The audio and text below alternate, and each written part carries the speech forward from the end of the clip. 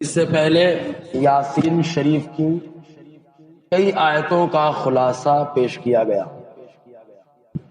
جو سلسلہ چل رہا تھا وہ یہ کہ اللہ تعالیٰ فرماتا ہے کہ کفار مکہ کے سامنے جو بھی نشانیاں اللہ تعالیٰ کی آئیں تو ان لوگوں نے اس سے منہ موڑا اور اس سے انکار کر بیٹھا۔ ابھی یہ کہ حضور صلی اللہ علیہ وسلم نے صحابہ سے فرمایا کہ اللہ تبارک و تعالیٰ قادر مطلق ہے، وہ اگر چاہتا تو سب کو غنی بنا دیتا، مالدار بنا دیتا، اور اگر وہ چاہتا تو سب کو محتاج بنا دیتا۔ لیکن اللہ تبارک و تعالیٰ نے کچھ لوگوں کو مالدار بنایا، کچھ کو محتاج بنایا، تو اللہ تبارک و تعالیٰ نے دے کر کے آزمایا اور کچھ لوگوں سے روک کر کے آزمایا۔ تو یہ اللہ تبارک و تعالیٰ کا کرم ہے۔ اس کے بعد حضور صلی اللہ علیہ وسلم نے پھر یہ جب فرمایا تو صحابہ کرام کا نہج تھا کہ جب بھی وہ کہتے تو صحابہ کہتے کہ اگر اللہ چاہتا تو ہمیں مالدار بنا دیتا، اگر اللہ چاہتا تو ہمیں خوشحال بنا دیتا۔ تو مکہ کے باشندوں کو یہ بات گوارا نہ ہوئی اور وہ لوگ برداشت نہ کر سکے، کیونکہ ظاہر سی بات ہے پتھر کا پجاری اللہ تعالیٰ کی عبادت کرنے والوں کو کیسے برداشت کر پائے؟ ان کے سامنے اللہ تعالیٰ کی عظمت بیان ہو تو کیسے برداشت کر پائے؟ تو وہ لوگ کہنے لگے بات ایسی کرتے ہیں، لیکن بات کبھی کبھی ایسی ہوتی ہے کہ بس کھانے کے فضائل بیان کرتے ہیں اور کہتے ہیں کہ ہم لوگوں سے کہ تم لوگ جو ہے غریب ہیں، اخلاقی فریضہ بنتا ہے کہ ان کی مدد کرو، انہیں کھانا کھلاؤ۔ تو یہ سب باتیں یہ بولنے لگتے ہیں۔ تو کفار مکہ کہتے ہیں کہ بار بار یہ سب باتیں کرتے ہیں کہ اللہ چاہتا تو یہ ہو جاتا، لیکن جب بات آتی ہے کھلانے پلانے کی تو ہم سے کہا جاتا ہے۔ تو ان لوگوں نے یہ کہنا شروع کر دیا تھا کہ اگر اللہ چاہتا تو ضرور تمہیں کھلا دیتا، لیکن وہ ہم سے کہہ رہا ہے، لہٰذا اے مسلمانوں تم لوگوں کا طریقہ کھلی گمراہی پر مبنی ہے۔ اتنے جری ہو گئے تھے وہ لوگ۔ تو اللہ تبارک و تعالیٰ ان کے قول کو پیش کرتا ہے اور ساتھ ساتھ ان کا رد بھی کرتا ہے۔ چنانچہ اللہ تعالیٰ فرماتا ہے وَإِذَا قِيلَ لَهُمْ أَنفِقُوا مِمَّا رَزَقَكُمُ اللَّهُ، اور جب ان سے مکہ کے باشندوں سے کہا جاتا خرچ کرو اس سے جو اللہ نے تمہیں دیا، جو اللہ نے تمہیں دیا، ڈائریکٹ نہیں کہا گیا، اللہ نے دیا اس سے خرچ کرو۔ اللہ تبارک اگرچہ ان کا خرچ کرنا رب کی بارگاہ میں مقبول نہیں ہے، کیونکہ کوئی بھی نیکی ہو اس کے لیے قبول ہونے کی شرط یہ ہے کہ ایمان ہو، بغیر ایمان کے کوئی بھی نیکی مقبول نہیں، مردود ہے۔ اور اگر کوئی آدمی بغیر ایمان کے نیکیاں کرتا ہے، اچھائیاں کرتا ہے، تو اللہ تبارک و تعالیٰ اس کا صلہ اسے دنیا ہی میں عطا فرما دیتا ہے۔ ایک شخص گزرا ہے جس کا نام تھا ابن جدعان، جس کو دنیا کہتی تھی۔ ابن جدعان بڑی نیکیاں کرتا تھا، غریبوں کو کھانا کھلانا، شادیاں کرانا، بیواؤں کی مدد کرنا، یتیموں کی جو ہے حفاظت کرنا، ان کو سنبھالنا، بڑی اچھائیاں اس کے اندر پائی جاتی تھی، لیکن ایمان نہیں لایا۔ جب اس کا انتقال ہو گیا، مسلم شریف کی حدیث پاک ماں عائشہ صدیقہ رضی اللہ تعالی عنہا نے حضور کی بارگاہ میں عرض کیا، اے اللہ کے نبی صلی اللہ علیہ وسلم، ابن جدعان بہت نیکیاں کرتا تھا، کیا مرنے کے بعد اس کی نیکیاں اس کے کام آئیں؟ اس کو اس کا صلہ ملے گا، بدلہ ملے گا؟ حضور نے فرمایا نہیں، ایسے لوگوں کو بدلہ دنیا ہی میں دے دیا جاتا ہے، وما لہو فی الآخرۃ من خلاق، آخرت میں ان کا کوئی حصہ نہیں ہوتا ہے، ان کے لیے دنیا ہی میں دے دیا جاتا ہے۔ تو جو آدمی نیکیاں کرتا ہے ایمان نہیں ہوتا، تو اللہ تبارک و تعالیٰ اس کا بدلہ، اس کا صلہ دنیا ہی میں اسے دے دیتا ہے۔ یہی وجہ ہے کہ حضرت علی کرم اللہ وجہ الکریم ارشاد فرماتے ہیں، آپ نے ارشاد فرمایا المال حرص الدنیا والعمل الصالح حرص الآخرہ۔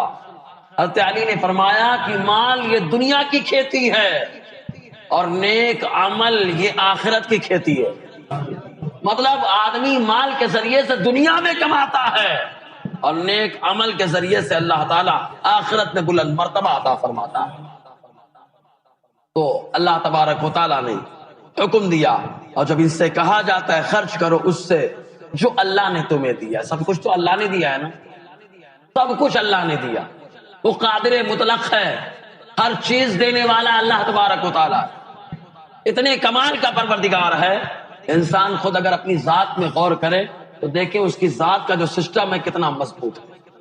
یہی منہ اور ناک اور آنکھ پہ ہی غور کر لینا، لقمہ ہم اٹھاتے ہیں، جیسے اٹھائے آنکھ نے دیکھا بتایا کوئی کیڑا مکوڑا نہیں ہے، بالکل صاف ہے، اور ناک کے پاس گئے فوراً ناک نے بتا دیا بدبو نہیں آ رہی ہے، ٹھیک ٹھاک ہے، فوراً منہ میں رکھا، دانت نے چبا کر کے بتایا کہ کڑک نہیں ہے، زبان نے بتایا کہ تیز نہیں ہے، مناسب ہے۔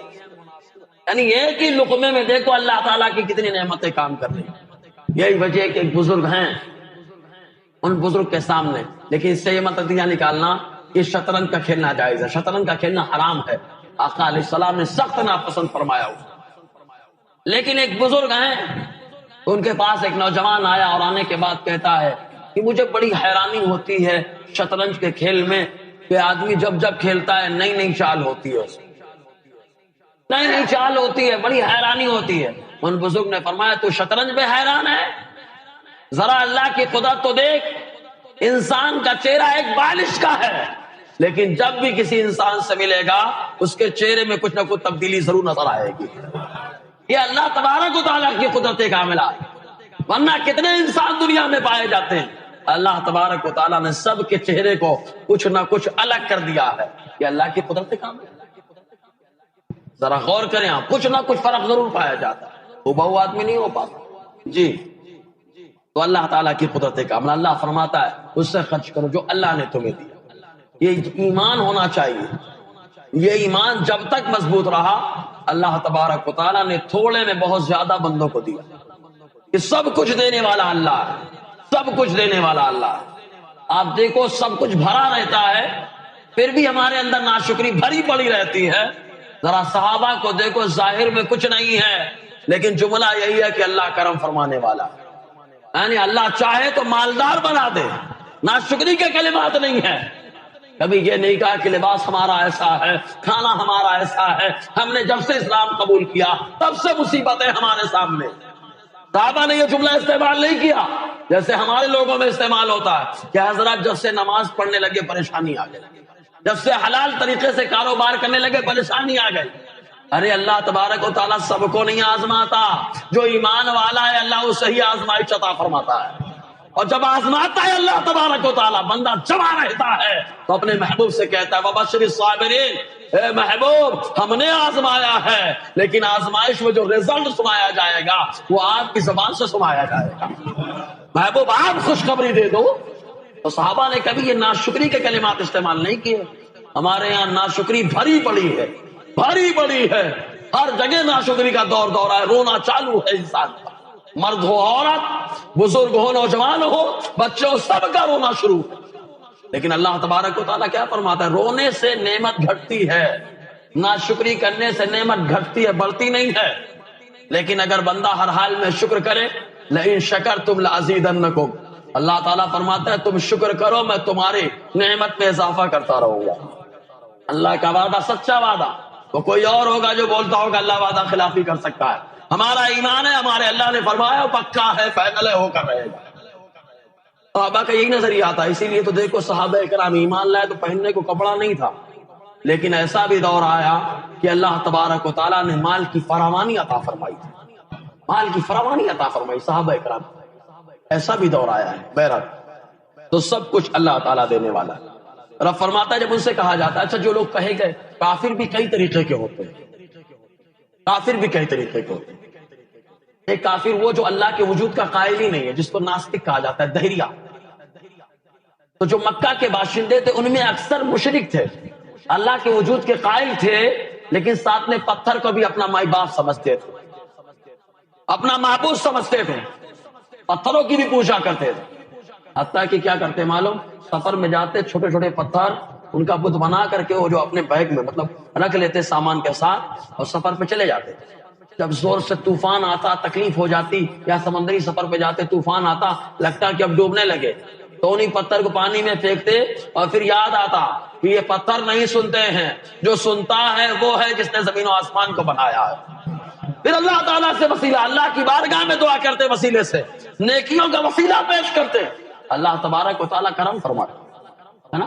تو مشرک جو اللہ کے وجود کے قائل تھے، لیکن کچھ ایسے کافر تھے جو اللہ کے وجود کے قائل نہیں تھے، ان کو دہریہ کہا جاتا ہے۔ آج بھی دہریہ ہیں ہمارے یہاں، ان سے پوچھو تو بولتے ہیں اللہ کا وجود نہیں، ماشاء اللہ۔ داڑھی ٹوپی والا بھی ہے، بولتا نہیں ہے وجود، پاگل جس کا وجود نہیں ہے، اگر تو نہیں مانے گا تو کوئی بھی چیز اچانک میں بھیانک نہیں ہو سکتی ہے، اس کو بھیانک بنانے والا، شاندار بنانے والا کوئی تو ہوگا، وہی ہے جسے خلاق کائنات اللہ کہا جاتا ہے۔ پھر وہ کہے گا، پوچھتا ہے بھائی اللہ ہے تو کہاں ہے؟ اللہ کہاں ہے؟ یہی سوال تو صحابہ نے کیا تھا، اللہ کہاں ہے؟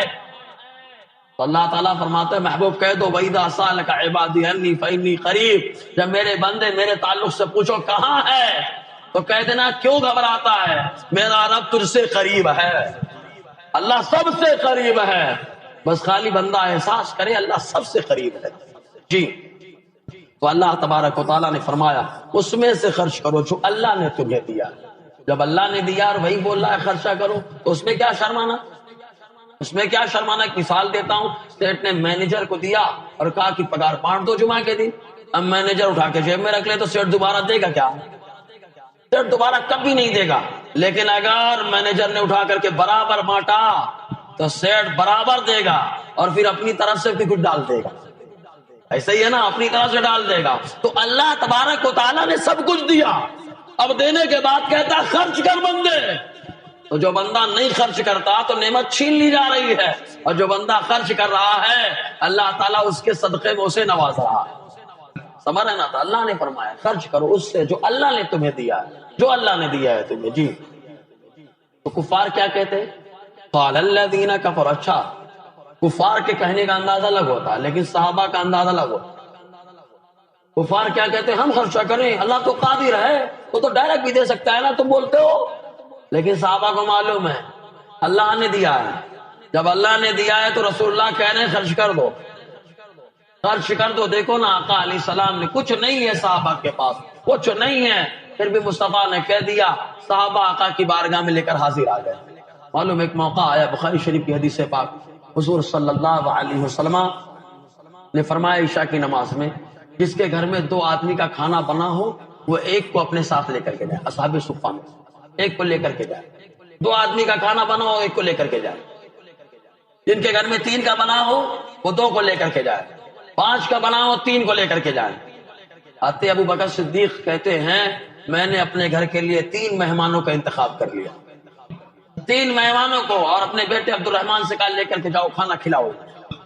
عبد الرحمن لے کر کے گئے، گھر میں بیٹھ گئے، مہمان بولتے ہیں کہ ہم تب تک نہیں کھائیں گے جب تک ابو بکر نہیں آئے، جب تک ابو بکر نہیں آئیں گے۔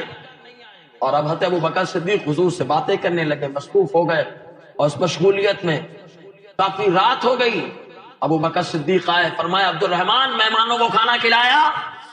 حضرت عبد الرحمن رضی اللہ تعالیٰ عنہ کہتے ہیں مہمانوں نے کہا کہ جب تک صدیق اکبر نہیں آئیں گے ہم کیسے کھانا کھا لیں، ہم تو ان کے دسترخوان پہ آئے تو انہی کے ساتھ کھائیں گے۔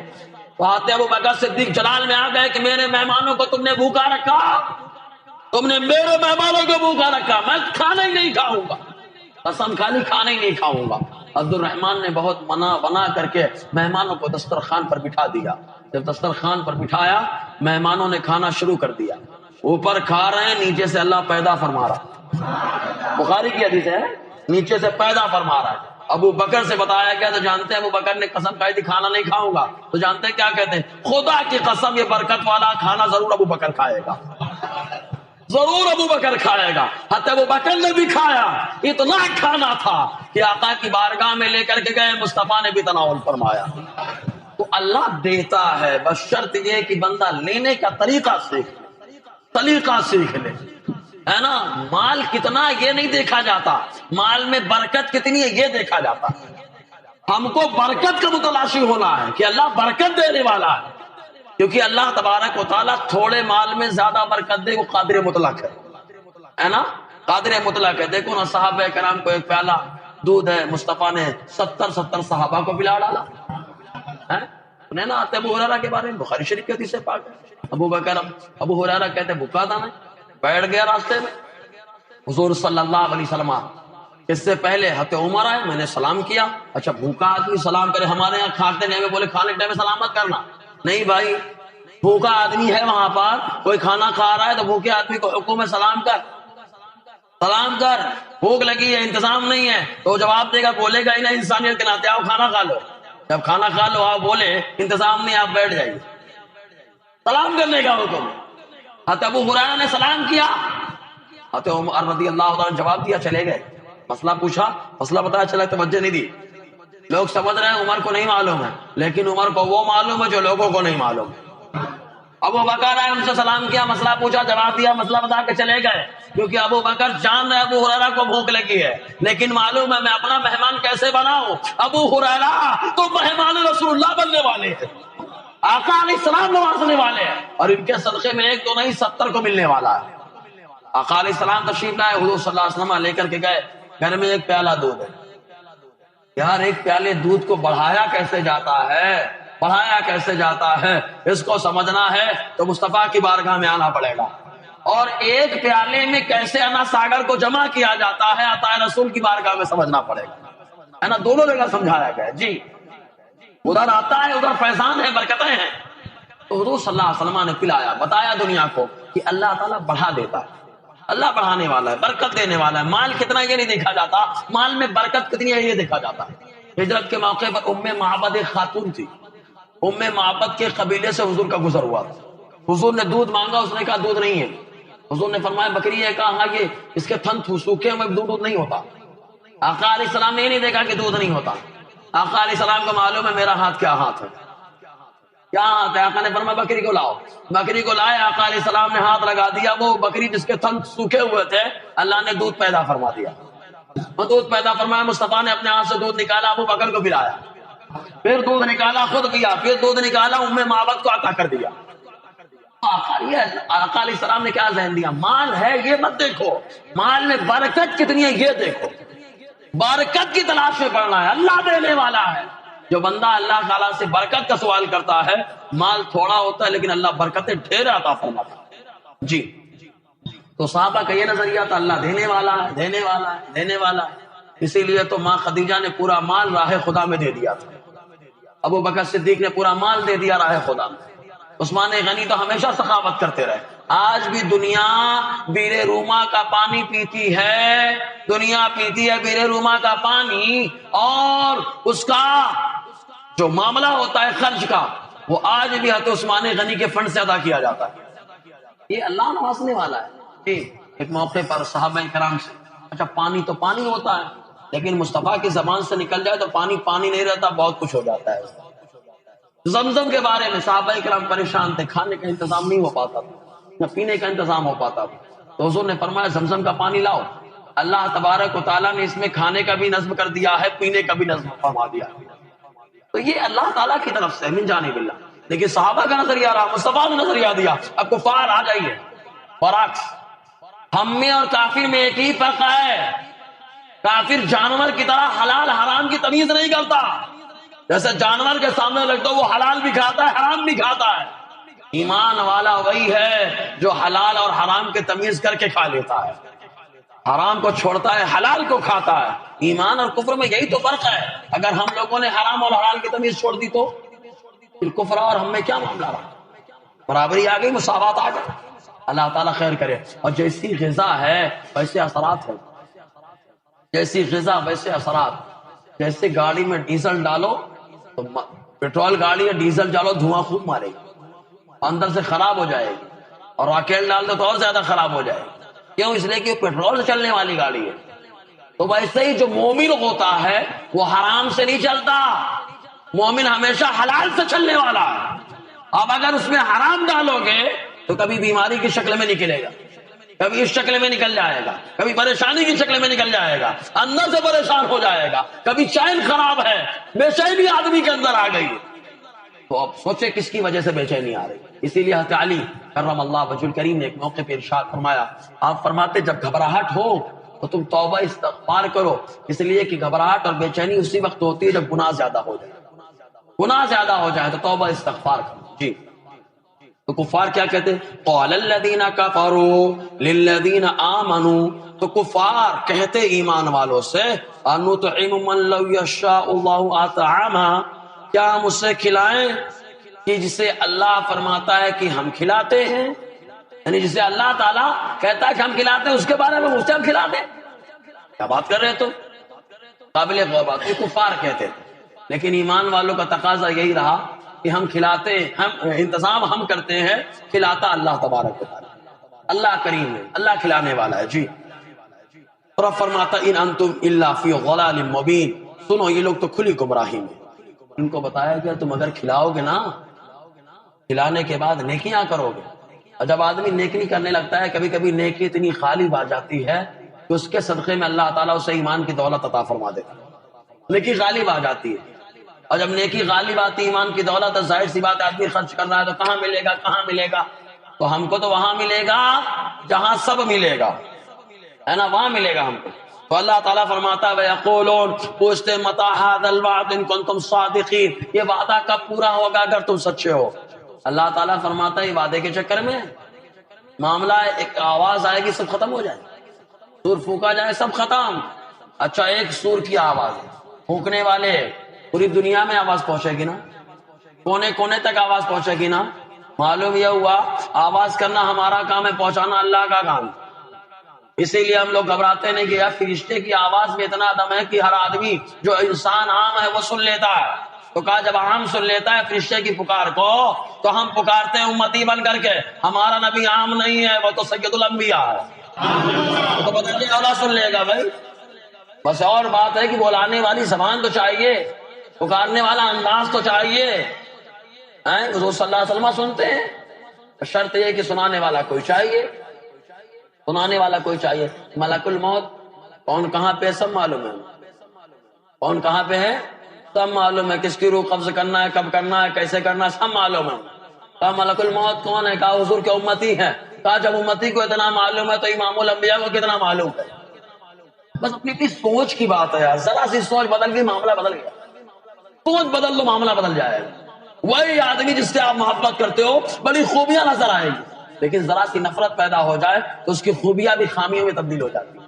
دیکھو مثنوی شریف کی ایک روایت سناتا ہوں، مثنوی شریف کے اندر یہ روایت اکثر آپ نے سنی ہے، ایک روایت، لیکن نظریہ بدل جانے سے حکم بدل جا رہا ہے۔ مثنوی شریف کی روایت ہے، یہ حوالہ بھی لے لے کہ ابو جہل ہاتھ میں کنگری لے کر کے آیا، کون سی کتاب میں یہ حوالہ، یہ روایت مثنوی شریف، اس میں ہے مثنوی شریف، مولانا روم کی مثنوی شریف۔ اس سے پہلے بہت چلا تھا کہ یہ روایت کا حوالہ کہاں ہے، حوالہ کہاں ہے، تو بولا مثنوی شریف میں کئی اشعار پر مشتمل باتیں آپ نے کہی ہیں مولانا روم رحمۃ اللہ علیہ۔ ابو جہل لے کر کے کنکری آقا کی بارگاہ میں آیا، عربی میں اشعار ہیں اس کے اندر، آنے کے بعد یہی تو اس نے کہا تھا یہ بتائیں میرے ہاتھ میں کیا ہے۔ تو پہلے حضور صلی اللہ علیہ وسلم نے فرمایا کیا معلوم، تم کیا چاہتے ہو، میں بول دوں یا وہ کنکریاں بول دوں؟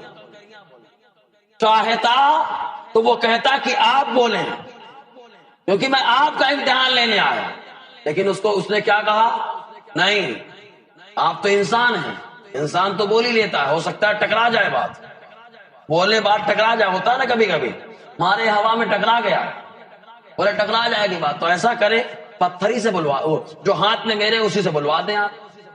تو حضور صلی اللہ علیہ وسلم نے اشارہ کیا تو کنکریوں نے پہلے کلمہ طیبہ پڑھا، حضور صلی اللہ علیہ وسلم کی رسالت کی گواہی دی۔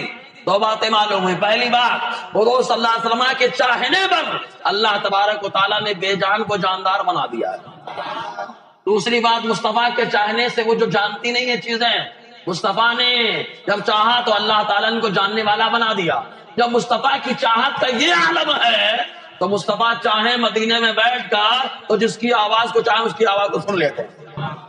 ہمارا کہ مصطفیٰ کی چاہت کا عالم ہے، اب انسان نہیں سمجھتا۔ مثنوی شریف کے اندر جانتے ہیں جب کنکریاں پڑ نہیں اس کو تو مان لینا چاہیے تھا یار، اب تو مان لینا چاہیے، لیکن کیا بولتا ہے آپ سے بڑا کوئی جادوگر نہیں، آج سے بڑا کوئی جادوگر نہیں۔ اس پاگل کو یہ نہیں معلوم کہ جادوگر جب سوتا ہے تو جادو سوتا ہے، لیکن جب مصطفیٰ سوتے ہیں تو اللہ کا جلوہ دیکھتے ہیں۔ مصطفیٰ کا عالم یہ ہے یار، لیکن جادو جادو جادو بول بول کے پاگل ہو گیا۔ جادوگر سو جاتا ہے تو جادو سو جاتا ہے۔ یہی ہوا تھا فرعون کے دور میں، جب فرعون نے حضرت موسیٰ علیہ السلام کے مقابل میں جادوگروں کو بلایا تھا تو جادوگر نے پہلے کیا کہا معلوم، کہا ایسا ہے جب موسیٰ سوتے ہیں تو ہم کو سوتے ہوئے انہیں دکھا دو۔ موسیٰ علیہ السلام سو رہے ہیں، ڈنڈا جو ڈنڈا ہے وہ اژدہا بن کر کے چاروں طرف آپ کی حفاظت کر رہا ہے۔ زور سے یار، سانپ کا کام حفاظت کرنا نہیں ہے، سانپ تو ہمیشہ کاٹنے کے لیے آتا ہے، چاہے جتنا دودھ پلاؤ، چاہے جتنا دودھ پلاؤ، کاٹے گا سانپ، کاٹے گا سانپ۔ لیکن جو سانپ نبی کی حفاظت کرتا ہے اس سانپ کو بھی معلوم ہے اگرچہ ہمارا جوڑی دار ابلیس ہے لیکن نبی کی سنگت میں ہم آ گئے. حفاظت کرا. جانتے جادوگروں نے کیا کہا تھا؟ نہیں موسیٰ جادوگر نہیں ہے، کیونکہ جادوگر جب سو جاتا ہے اس کا جادو سو جاتا ہے. یہاں موسیٰ سو رہے ہیں، ازدا حفاظت کر رہا ہے. تو اب یہ بھی سوچ کی بات ہے. تو اللہ تبارک و تعالیٰ فرماتا ہے بس ایک آواز کا انتظار کر رہے ہیں، آواز آئے گی سب ختم ہو جائے. ما ينظرون الا صيحة واحدة، نہیں دیکھتے ہیں مگر ایک آواز کو. تاخذهم، جو انہیں پکڑ لے گی. وهم يخصمون، آپس میں لڑ رہے ہیں. اب قیامت کا منظر کیا بنے گا، اس وقت آئے گی، آدمی کس حال میں ہوگا، انشاءاللہ